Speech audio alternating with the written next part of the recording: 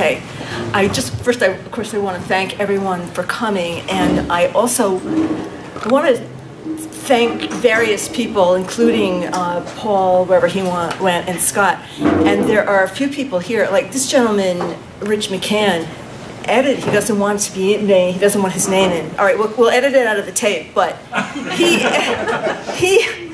edited stuff. He edited a lot of this book and found things going through, and many people have really helped me along the way and just volunteered to proofread it, which was wonderful. There are a few people here who are actually in the book, including, where's Mark? Mark and Mark. They're all named Mark, which makes it a lot easier, and Josh. But Mark Hoffman is in the fall of 1970. Mark Kessler, I went out with as a freshman, and we think our mothers put him up to it, actually, but because we're both from the same hometown. But Mark just told me now he tells me, I would call him up, I say, Mark, I can't talk now, I'm working on spring 1967, I'm working on the Trojan horse incident. And he'd say, oh, I think I have a flyer from that. And 10 minutes later, he would call me back, and he could give me a flyer from almost any demonstration that he ever went to. And he has photos and such.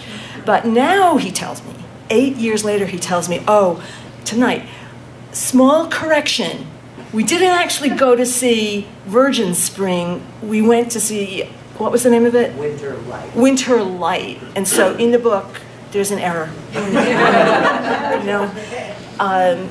But it's only because he remembered that we saw a Bergman movie. So anyway, I guess what I would first like to do is kind of find out, some people are here because they were at Cornell at the time. Some people weren't. And so I'd just like to know, yeah? Oh, you were there. I would just like to know, just hear from a few people, kind of what brings you here, because I've chosen a bunch of excerpts to read, but I want to make sure I read the right ones. Some people must be just curious, and some people, I don't know. Anybody? Yeah? I was 68 to 72, and it changed my life. 68 to 72, and it changed your life? So okay. We overlapped. Yes, definitely. I read up to, I would try to read the book like crazy for tonight, and I got up to my freshman year. I was still cramming. It's good, because otherwise it would be a repeat, right? Well, anybody else want to?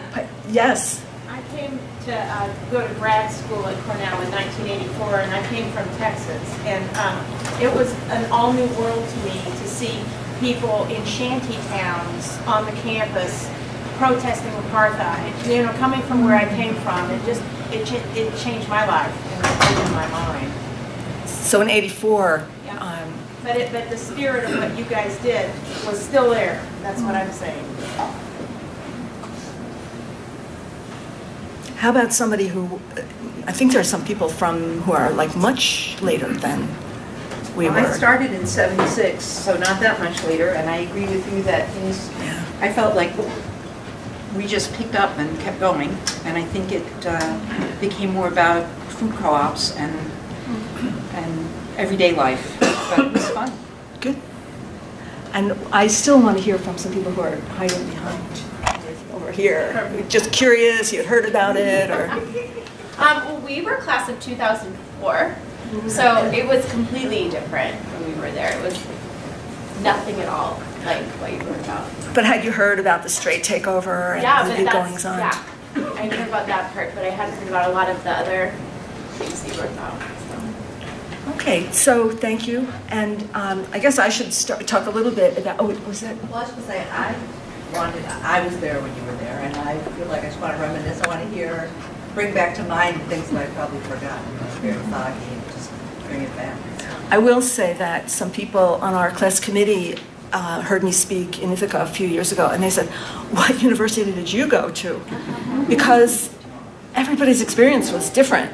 And so that will enrich the discussion as well, I'm sure.